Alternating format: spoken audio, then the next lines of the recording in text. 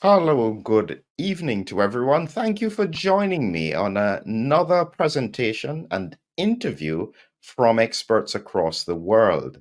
This time, we're going down the legal route, and I've got with me Professor Augusto Zimmerman from Perth in Australia, who is going to share with us his ideas, his thoughts, his reasoning around some of the issues that came up in the pandemic. These are very important legal principles. And oftentimes, especially because we don't know the law as well as we should, we really need help to make sure that everything that we're doing is within the framework of the law to protect the population at hand. So let's get straight in. We have got here, do you mind if I call you Augusto? No problem at all. That's my first name. Excellent. So, Augusto, I think that it's important for us to start with a little bit about you, where you are, what your background is. Can you tell us a little bit about yourself? Yes, I was born in Rio de Janeiro uh, a long time ago and migrated to Australia in 2001 to do a PhD at Monash University. And as soon as concluded my PhD, I spent only 6 months in Brazil and was invited to return by a good friend of mine, who is now a very good friend of mine, Professor Gabriel Moines. And he was the dean of Murdoch University. I was invited then to be just a lecturer. But over the years, I ascended in my career and became associate dean for research eventually. That's when I was also invited to be a law reform commissioner. Now I have opened a legal theory association, have a law journal, and was for a couple of years the vice president of the Australian Society of Legal Philosophy, amongst Wow, other that, things. that's that's tremendous. So your Brazilian roots in Rio de Janeiro, are you a footballer by any chance?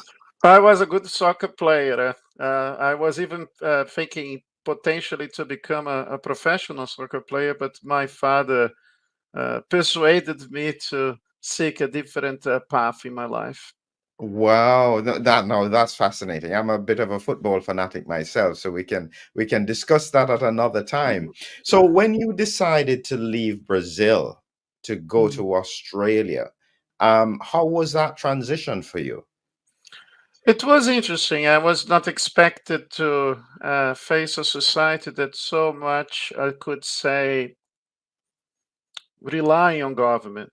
I mean, Melbourne was a surprise to me because my impression of the Australians was that they were very uh, independent and had this culture of suspicion of government. But that's not my experience at all. I was always suspicious that one day uh, this would end up in tragedy because the welfare state, the idea of the government being the ultimate provider, would generate this sort of confidence in government that could as it was used in a terrible manner by those who occupy positions of power to increase their control over society and to impose measures that ultimately violating not only the rule of law generally speaking, but violating the constitution of Australia that was pretty much disregarded over the last 3 years or so.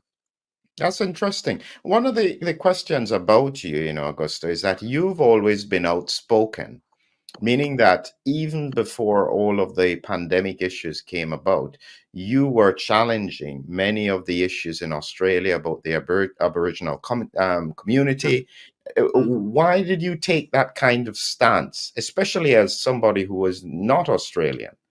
Yes, because I became a law academic out of my concern for justice and protection of human rights. I remember in a conversation with my dad, he asked me, why do you want to be studying political science? And I told him that's because I like the area. I like to talk about politics. But then he gave me the best advice that a father could give. You should be actually a legal academic and study constitutional law because then you'll be able to discuss politics but also perhaps potentially be in the legal profession. And that's what I did. But my concern about what is happening to the Aborigines is that they are enslaved by a ruling class that basically takes advantage of the condition of dependency. And another thing is that it's almost like a social Darwinian construct to think that the white elites can actually look after the Aborigines better than the Aborigines themselves, and this is actually destroying their families. It's turning them into entirely enslaved by the so-called welfare state, and also promoting a politics of division, of separating people into lines of ethnicity, religion, and etc. So I just thought that this was the reintroduction of the ancient Roman strategy of divide and conquer. So these strategies applied for thousands of years, and some people are still foolish enough to fall into the trap. And you dovetailed right into something. So with that kind of background and this kind of focus, when the COVID pandemic then came, did this automatically it, did you automatically see the connections? Of course, because I was, as I mentioned, a law reform commissioner. I don't know if I mentioned, but I'm mentioning now. Apart from being a legal academic, I served the law reform commission in Western Australia for 5 years and was appointed by the then Attorney General. My interactions with the political elite were not very pleasant. I wouldn't even describe themselves as necessarily being an elite. They behave in an oligarchical fashion. But I could notice the disregard of these people for the ordinary citizen, and the fact that they sometimes discussed the ideas that were counterproductive to the well-being of the community, even discussing things that raise my concern regarding population control, for instance, and even overpopulation, claiming that Australia is overpopulated. These people are completely mad. I mean, Western Australia is scarcely populated, and they come up with these strange ideas. So I have never trusted in government enough to think that they always want the well-being of everyone.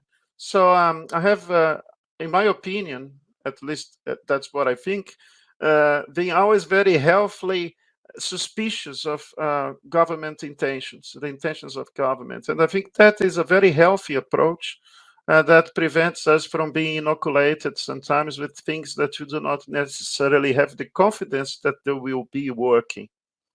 You know, the part of what we're going to be focused on is the issue about COVID-19 pandemic, the legal precedents around vaccine mandates, and so on. But this is why I'm building that background to see that you, one, are not afraid to speak about controversial issues. Mhm. Let me ask you, you must have noticed that you seem to be a rare voice. Why Yeah. is it that more people are not speaking? What is your thought on that? I think there are two things. One is cowardly behavior. That some of these people know that I am taking an approach that, according to them, is the most desirable, but they do not have the courage to speak out. Sometimes because I understand that they have families to raise, they have a salary to receive, and they don't want to lose these things. So that's one of the reasons. The other is idolatry of government. Some people, I think this is potentially a result of the decline of the Christian faith or faiths in general, of religion in general, that these people have an idolatry of government, and they really believe that the government is going to save them. And whatever the government does, it must be blindly agreed with and even followed. So there is this combination of factors, and I think many people have lost their sense of self-respect and or Mm. their sense of self-dignity, and they probably think that it might give too much work to have to use his or her own brain. So it's better to actually rely on what the government says, and then, of course, blame the government because it's not a decision made by the person, him or herself. Wow. So now I'm going to pull you back in history because I'm going to take your name, Zimmermann. Mm. Zimmermann is a German name. What are your German connections in relation to the history that I think I'm going to refer to? It's always a bit complicated to be discussing that particular period of time because of my German name. But of course, I must say that my grandfather, speaking a perfect German and coming from Germany, he actually fought against the Nazis in the Second World War, serving the Brazilian army. He was an air pilot. And he always taught in my family us to be free, to fight for freedom and human rights. I must say that I'm so blessed to have come from a family that there is this concern for individual rights and freedoms. So I think another characteristic coming from my family is the fact that we know history. And I have always been taught by my father about the past. And you know that those who do not know history will be condemned to repeat history and perhaps to potentially make this new return of ancient ideas even worse because of the advancement of technology. So I'm really concerned about the repetition of certain elements from the past, including this idea that people should be daubing on others, should be accusing others of not being complacent and compliant enough. And I saw some developments that really disturbed me because it was not just the behavior of the governments, it was the behavior of the population in general. And that's one of the approaches taken by these parasitical ruling classes. What they really want is to make it impossible for neighbors to get together, for friends to join uh, themselves in meetings and having a proper life. I think this COVID madness, this whole 3 years, separated people. And when you separate people, people started to actually get the information from the mainstream media and get also antisocial. And I can see this phenomenon taking place of people who basically now stay at home, even being told by the employers to stay at home because they um, can even be less financially of a burden to their employers. That's some very powerful stuff. And I think that I agree with you, Augusto, in that history is very, very important in terms of understanding where we are now. And I think that sometimes people think that the association with the Nazi regime in World War II is going too far, meaning that Mm. it's not at all connected, not at all similar. What are your thoughts on that? Well, look, the legal profession and the medical profession were very compliant with the Nazi regime, and they would be operating in such a manner as to undermine their own code of ethics. And I saw this taking place over here when judges in Australia and even members of the legal profession didn't have any consideration for the rule of law, for the protection of individual rights and freedoms, because they took an approach that everything must be obeyed and that the government has the final say on these matters. So if the government has the final say on these matters, the government is God and then can actually remove any individual rights and freedom. But that's not part of our legal tradition. So what makes me quite worried about this whole thing is that most of the legal profession now do not know basic principles of the common law. And I think this is the case because they do not teach history, legal history, in law schools anymore. And some law schools don't even teach jurisprudence. So these are just the operators of the legal system and do whatever the government tells them to do. That reminds me of the behavior of the German society during that particular period of time that actually idolized the leader. So when you think of, now we know Hitler is bad, an evil man, but the German society adored him, and he was more popular than most of these current tyrants. So, I mean, to say that Hitler was evil, we now know, and that he had always been evil, but he was adored and loved by the German people, to the point, of course, that he didn't have to rig the elections, as some appear to be doing now, to be chosen by the German people. So popularity doesn't mean that the person is necessarily a good person, or it's going to be protecting our fundamental rights and freedoms, and quite to the contrary. One of the things that I saw that you had mentioned in an article was that remarkably, some of the greatest supporters of the Nazi regime were doctors and lawyers. Mhm. What was the historical connection there? Well, the lawyers had an authoritarian attitude towards the Weimar Republic. The Weimar Republic in Germany was not very popular because it was constituted after the defeat, or the apparent defeat, of the Germans in the First World War. And they felt humiliated by those who claimed the victory.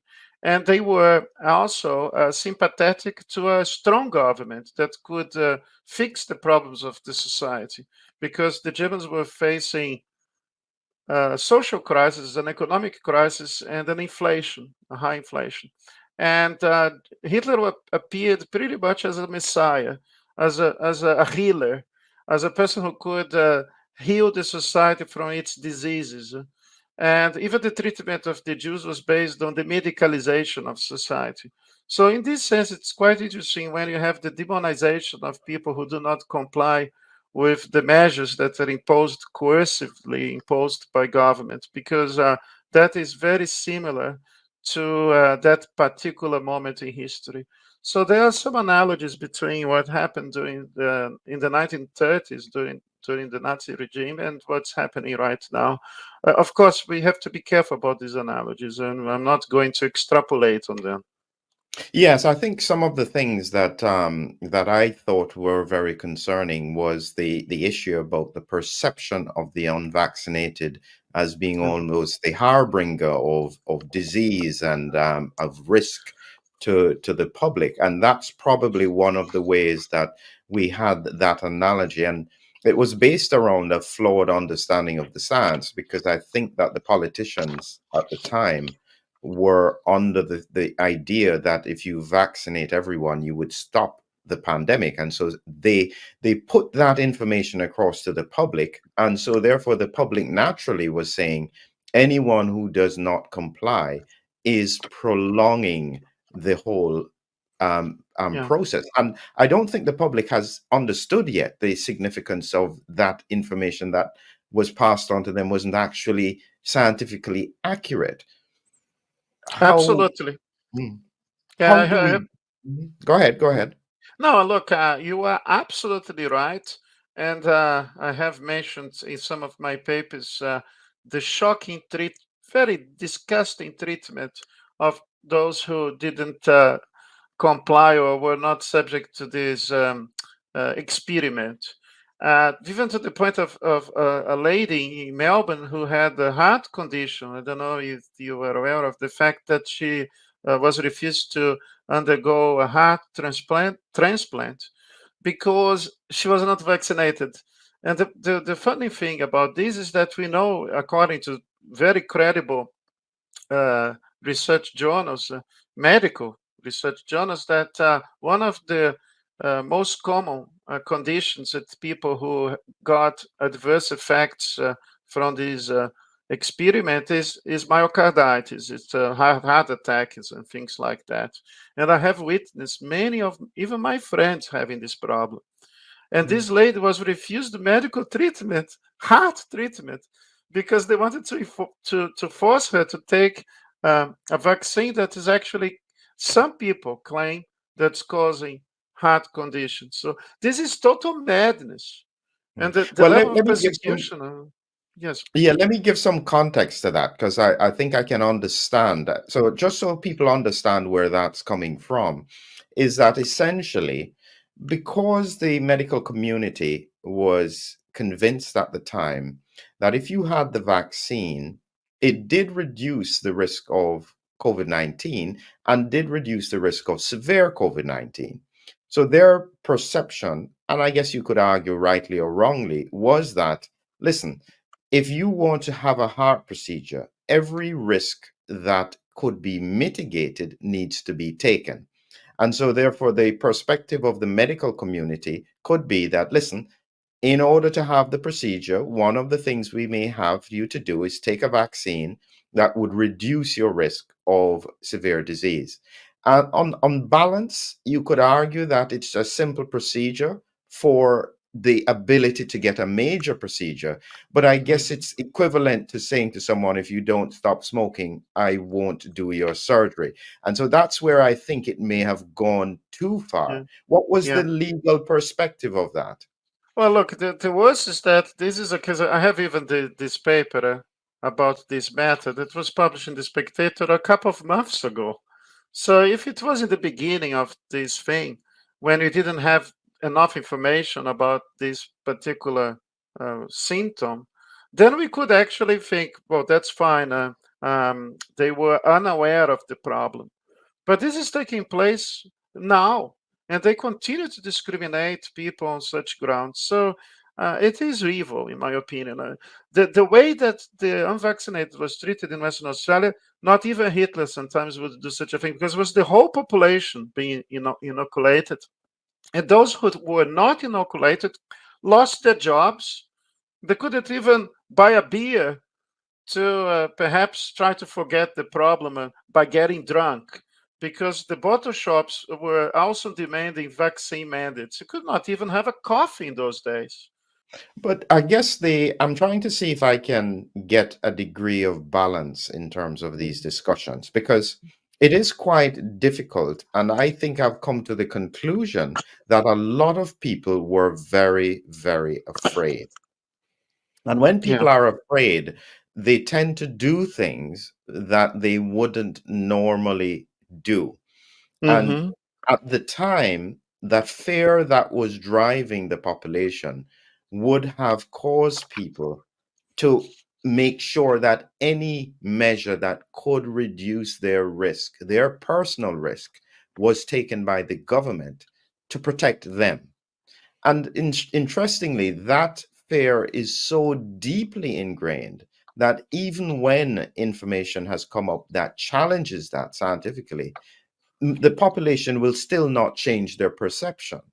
I'm not Yeah. sure if is there any easy way out of that. Look, I couldn't agree more. And another thing, I think, if I'm not wrong, a friend of mine told me so. That's much easier to deceive a fool than to make him acknowledge that he has been deceived. But in combination, now I'll try to be nicer. I'll try to be nicer. I think this is connected with the fact that some of these people vaccinated their kids as well, their children, little children, and they would never acknowledge that they have done such a terrible things, such a terrible thing to their own kids. Even to this very day, the Australian government recommends vaccination of little children. I mean, after knowing everything I know, I find this to be unacceptable. But if you have been deceived and you have had many of these shots of this experiment, I think the reality is too disgraceful and too tragic for the person to actually acknowledge his mistake. So I'm not thinking that these people will change their mind because they do not want to see the truth anymore. It's better to live in blindness. It's better to actually believe that the government had the best of the intentions and everything is going all right, even though everybody around the person, other persons involved in his life are getting into trouble. So So how I have never attended so many funerals in my life. That I have attended 3 funerals over the last 2 months, and yes, two of them were undoubtedly associated with uh, heart conditions, a heart attack. yeah. Well, without a shadow of a doubt, I've always argued that there is a responsibility to investigate these patterns. to not Yeah. overlook them. And I think one of the difficulties is that many people perceive that this is the cause, so they would blame the vaccine, but we don't have the evidence. And one of the mistakes that has been made by public health, I think, is to leave it in a vacuum Yeah. rather than to thoroughly clarify exactly what is happening at a population level, because it only increases anxiety. But Yeah. So, when we look, go ahead. but there is one detail that this exchange of, information was suppressed by the Australian government, that treated those who had a concern about this as terrorists. And the government of Australia instructed the social media, Facebook and Twitter, all these different social media outlets, to remove the posts of those who had some sort of modicum concern about this issue. But I'm talking about medical doctors who got censored. I'm talking about experts who know much better than those who have been chosen or handpicked by the government. So that the level of fascistic suppression of the free flow of information was mind-boggling, and actually raised my own suspicions on the subject. Why on earth they are so afraid of not allowing people who are actually experts in the field to express their opinions? Well, here we have a realistic issue with regards to what is happening, and the CDC is seeing it now, is that there is reduced uptake of all vaccines across the board.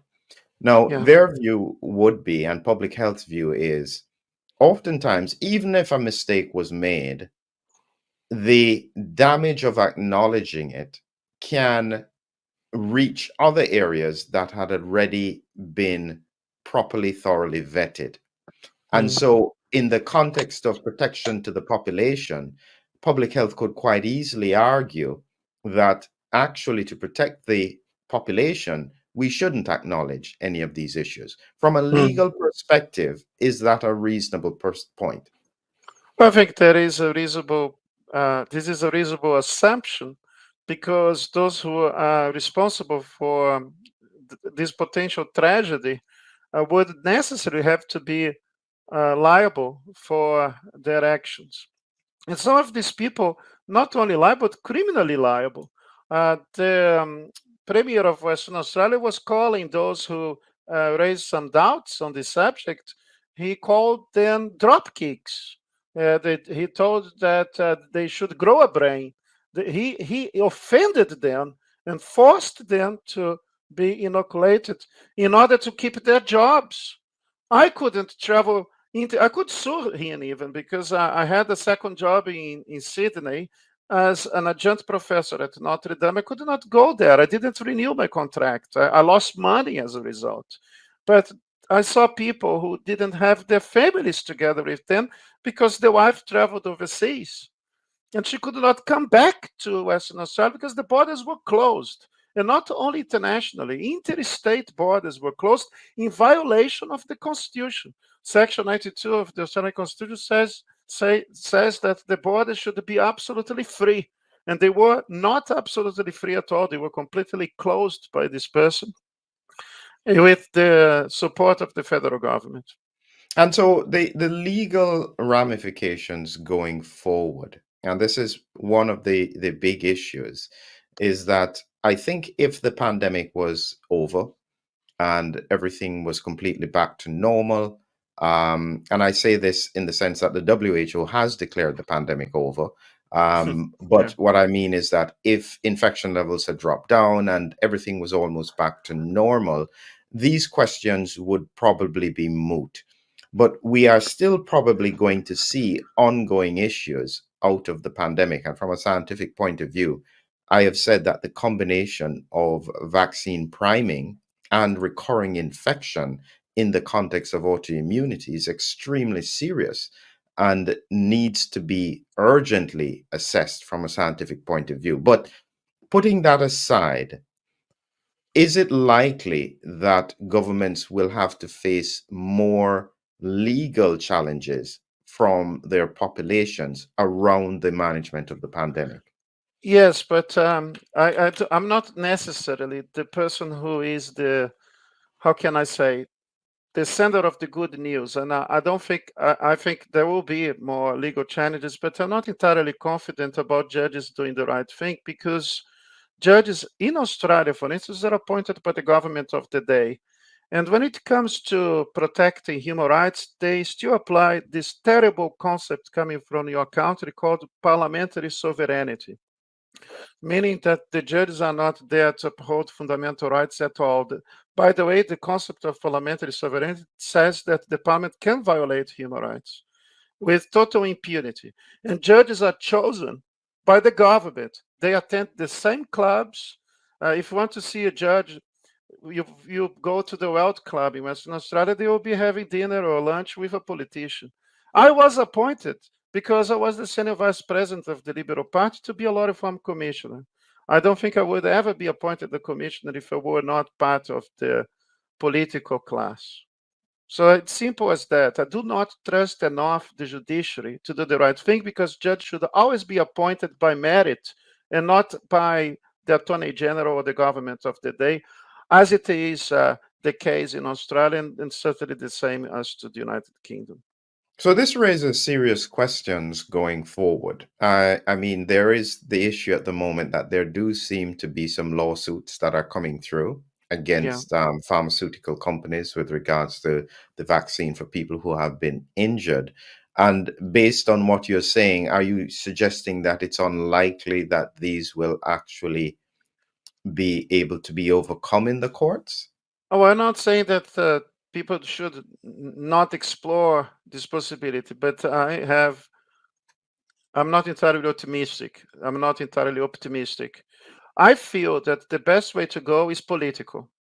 I think what you need to do is to learn a lesson and kick out these parasites from parliament and start to actually elect better, more decent people. I mean, I feel that what we need is to rescue our classical liberal values and traditions and put politicians who actually value the rule of law, that put a price for the protection of individual rights and freedoms. But that depends on the people. So if we are not able to make the right decisions, well, enough they can complain, because they are there. They should be working for us. They are the servants of the people. But I feel each day more enslaved by the politicians. I actually feel afraid even of open my letterbox these days. So everything So coming from government makes me very afraid indeed. So one of the issues is that politicians respond to the public. And one important aspect that seems to be coming out is the fact that the politicians are reading that the majority of the public, certainly the vaccinated public, are not actually interested in doing further investigations or doing any challenge to what has happened in the past. That's a degree of protection that they have, but it is coming from the population. Is there any way around that? Well, I think the lesson has to be learned, if not by normal, I would say, less traumatic means. It will one day have to be by more disturbing and traumatic ones. The point is that uh, even to this very day, I feel that many people haven't learned the lesson. They still believe that the government is ultimate protector and provider. And it's actually playing God. It's actually believing that the government is the ultimate savior of our society. And they do not want these people to actually think that they are actually having a perception of government that's not going to lead to a good outcome. Because if you actually believe that the government is the solution for the problems, and the government can capitalize on that on this fact, then it is going to be very easy to fabricate problems, and problems will be created in order to increase the power of and control of these people who are occupying positions of power. So I feel that in the future they can come up with another crisis, and that would ultimately justify another set of authoritarian draconian measures, which will be happily embraced and accepted by the population because they are able, these people, to exchange their individual rights, their dignity, everything for protection. So protection is more important than anything else. They behave like children. They want to be looked after from cradle to grave, and that is something that, in my opinion, is a recipe for disaster. It raises a question here, and I probably wasn't going to touch on this too much, but I think you've made a point there with regards to, say, for instance, the new WHO pandemic Yeah. treaty, which is there to protect the population and to act in the interest of the population and to coordinate health care activities across the world. Uh, why is that a bad thing unless you are saying that almost all the people who are involved in governments and are doing the wrong thing? I think, is that not a dangerous place to go? Look, it's a global decision. It's going to be a decision with global effect. And I think this is always something that we should handle very carefully. Because one of the beauties about having a federal model, as we do in Australia, is that you can test ideas and test policies and laws. But if we eventually reach the point that bureaucrats at the level of this organization will decide that everybody has to be subject to certain measures in order to protect us from a particular virus or whatever, then I think this is actually going to be extremely counterproductive, even because one size doesn't fit all, and these people do not have enough even democratic legitimacy to do so. The president of the World Health Organization, he was a minister in Ethiopia, and as far as I know, he handled an epidemic over there in a very terrible fashion, so that as a result of his own measures, some people end up perishing in the process. So why on earth I'm going to trust these people to actually make decisions that are draconian but unilateral and having such an overreach impact? I just don't feel that there would be enough accountability in the process and not even democratic legitimacy for these measures to be implemented in such a manner. Well, here is the reality of it, because when we look at the pandemic, and again, you have to pull back and imagine that we didn't know what we know now. Okay? At the beginning of the pandemic, or at the beginning of the rollout of vaccines for the pandemic, the general consensus across the world with leaders was that these vaccines were going to save the lives of the people who got them. The WHO was pleading for vaccine equity, where the Mhm. first world countries would share vaccines to poorer countries in order to protect them. They are vulnerable from severe disease. This did not happen. And one of the things that seems to have come out of this is that because countries were acting unilaterally in their own interest, there was no one looking out for the global interest. Do you not think that that is still a valid position, taking aside the individuals, but the structure to have an organization being able to do that? I think it's a very dangerous idea because you know that part of the funding from this organization come from suspicious characters that I don't need to refer to their names. So, if I invite my friend to have a meal with me, I think it would be out of courtesy that he's going to ask me what we are going to have for dinner. So basically, I don't like this idea that this organization is actually founded by certain groups and organizations that, in my opinion, are quite suspicious. I'm not going to refer to their names, but another thing is that if you have a problem, you have to err on the side of caution. I mean, if there was a concern about these the effects, the long-term effects of these um, vaccine, I think that it should be taken into account because we should err on the side of caution and allow people to actually make a choice if the vaccine happened to be effective. Because if I believed in the effectiveness of the vaccine, I would have nothing to fear about others taking a different position on the subject, because they would have to pay the price. They would have perhaps to even pay an ultimate price of dying for not believing the narrative of the government.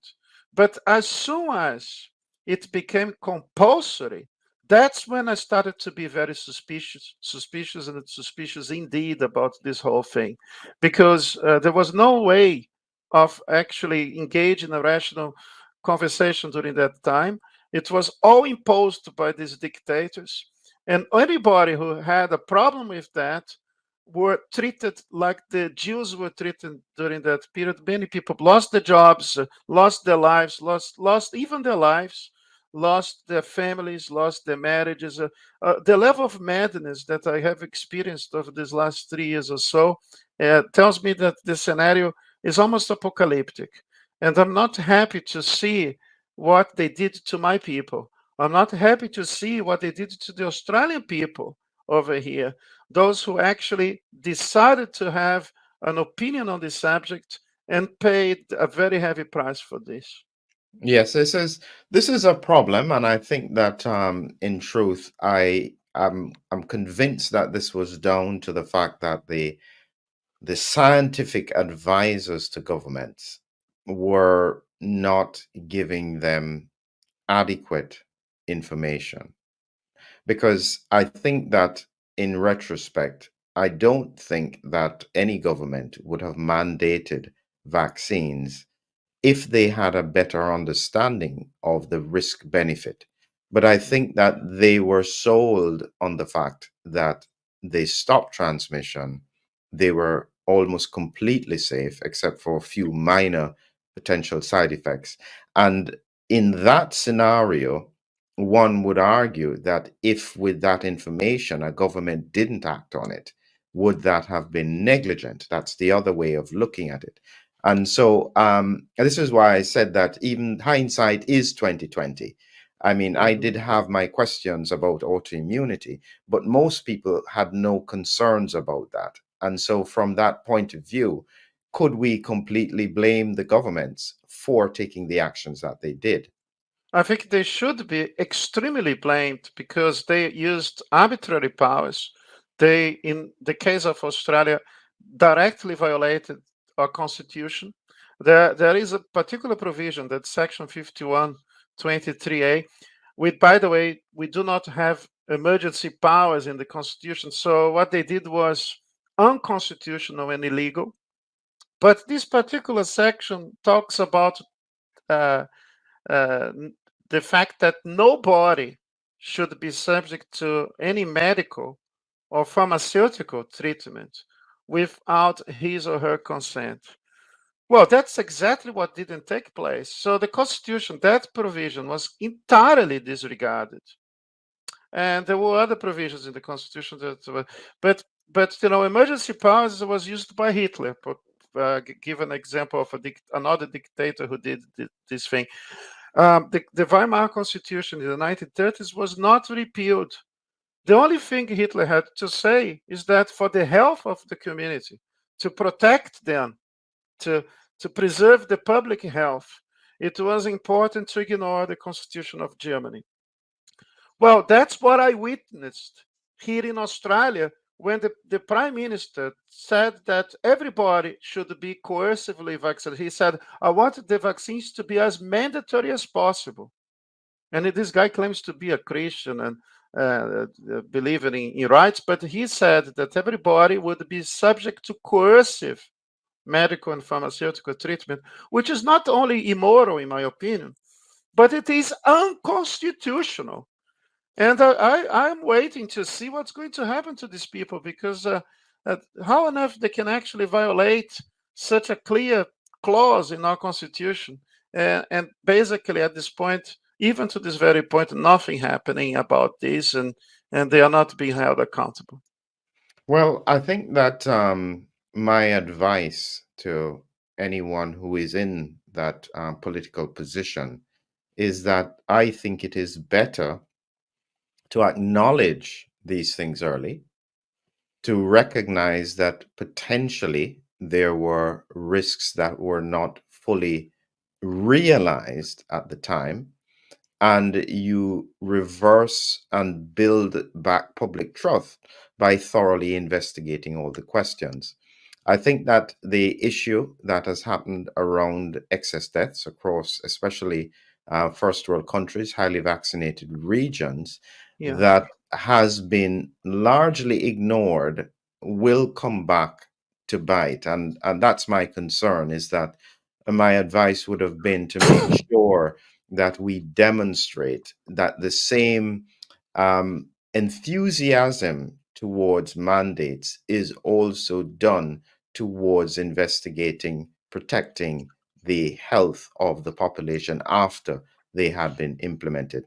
Yeah. One point, though, is that most politicians are saying now that it was still a choice. It was not forced on any individual. They could have opted to lose their job. Yes, they could have opted not to travel. They were not forced to take a vaccination. Is that incorrect? Well, look, it's obviously incorrect. I mean, some people had to do this in order to survive. Some people had to pay their mortgages, they had to feed their kids, and they end up having to be subject to this because of the punishments involved. Of course, it was not voluntary if you cannot even have a coffee in a coffee shop, if you cannot even buy a bottle of a wine, if you cannot do all sorts of things that I witnessed here, even being placed in a quarantine. So I mean, this whole thing that we were not forced to be vaccinated, it's actually unbelievable. How on earth someone can say the instructions are very clear. If you do not accept these mandates, you lose your livelihood, you lose your house, you might potentially lose your family and your children. So I can't see anything being more coercive than that. Well, let me put it in a legal format. If there were people who chose not to get vaccinated and they were able to keep their jobs or find another job and their families, you could argue that it was not actually forced on everybody. It's just that the pressure to take it affected one person differently than the other. Is that a Yeah. reasonable legal argument? It is a reasonable argument, but the measures were punitive, and the Premier of Western Australia actually threatened to um, uh, to arrest people who decided to, for instance, say something that was not in line to what the government wanted to advocate for. And in a certain sense, nobody likes also to be called retarded or less evolved human beings, because if you say the person needs to grow a brain, or if the person is a dropkick, you're actually dehumanizing this person, dehumanizing. So the analogy with the totalitarian past is, for me, perfectly clear. The same thing was applied to the Jews, saying, "Oh, they suffer from a condition, so they have to go to the ghetto. They have to be discriminated and ostracized." But the Jews have the choice, I don't know, perhaps of leaving Germany, of disappearing. I mean, that's exactly what they did. They tried to actually eliminate those who had a little bit more of an independent mind, and were not entirely convinced that um, this experiment would work. So, as we come close to the end here, Augusto, we are now 3.5 years down the line, Yeah. and you still seem to be a lone voice calling for changes to the way how things were going. Is it that the world has just moved on and they've said, listen, that was in the past, let's move on to a better future? We'll acknowledge that maybe there were some mistakes, but we have to go forward. Is that where the world is now? Just for a while, because you refer to the excess deaths. And I have just been contacted by a professor of medicine at the University of Queensland, a very lovely lady who is a medicine professor. And she's horrified to see uh, the rise in deaths in Australia, especially after 2022. And this coincides with the period where the vaccines became compulsory. In 2021, we had lower death rates, and the death rates skyrocketed after the introduction of the vaccines. Australia is a good point, a good lab in this sense, because we didn't have so much COVID, so we didn't have so many deaths. But the deaths started to increase after that thing that was supposed to be healing us and supposed to protect us was introduced, which is very strange, don't you think? I think everybody who has a bit of a capacity to understand this matter would actually have to agree that it is strange that the death rate is so high now, and it has been so ever since the vaccine became compulsory. Well, that is certainly true, and I've looked at some of the data. And again, the problem is that it is an assumption sometimes that Yeah, this is the cause, and without the thorough investigation, it will there is a always remain speculation. And this is that's right. part of why I think that the public health has a responsibility, because whichever way they take it, more and more people are asking the question, and it is best handled by just doing the investigations, looking for the associations, and making sure that it is not actually relevant. But I suspect that there could be legal consequences if there were. Is it Yes. better not to look? Well, look, we don't know the long-term effects of this as well. You are better than me to think in such terms, because the vaccine being just introduced, we don't know what's going to happen in 10 years' time, for instance. So we should be very concerned if these problems are already taking place. But I think I'll be vindicated, unfortunately, because the more people start to actually pay a price for trusting in government and having their health compromised, then I think, I'm very comfortable. But above all, I want to sleep with my conscience clear. I couldn't care less about what people think. Otherwise, I wouldn't be saying what I'm saying now. I just feel that this is the right thing to do. And then I can sleep with my conscience clear. To be frank with you, and then I have to make this point. Yeah, I couldn't initially. I was not even so much focused on the efficacy of this thing. I was concerned about my body, the body of others being violated. Because whether the vaccine would work or not, it's immoral and wrong to force people to be inoculated in such a manner, especially if you believe this thing works and would protect the person who has taken the medicine. So, I mean, if I was against this whole thing on human rights grounds, regardless as to whether or not the vaccine would work. That's an important point. And yes, we do see this in terms of clinical medicine, in that we do respect the views of patients. We accept if a patient smokes or drinks too much. We accept if somebody has a religious belief and they don't want to have specific procedures done. And you always try and respect the individual. Yeah, And sadly, I think that you are correct that many individual rights were not respected during the pandemic. But most importantly, they were not respected by governments, but it was sanctioned by the population. And that's exactly. something that we have to acknowledge, that in truth, the population did agree with the government's perspective on that. And that is probably one of the reasons why they went through with it, because they probably asked the question legally as well. And think about this: if the government can actually inoculate a person, put whatever the government wants into your body, what prevents the government to do much worse things in the future? I think about the precedent. I think it's not just about this thing working or not. It's about what can happen in the future. We have allowed the government to do too much, to put everybody in lockdown just to save a life. But a life can be lost in the process if the remedy is worse than the disease. And I fear that this is pretty much the case, where the medicine happens to be worse than the disease.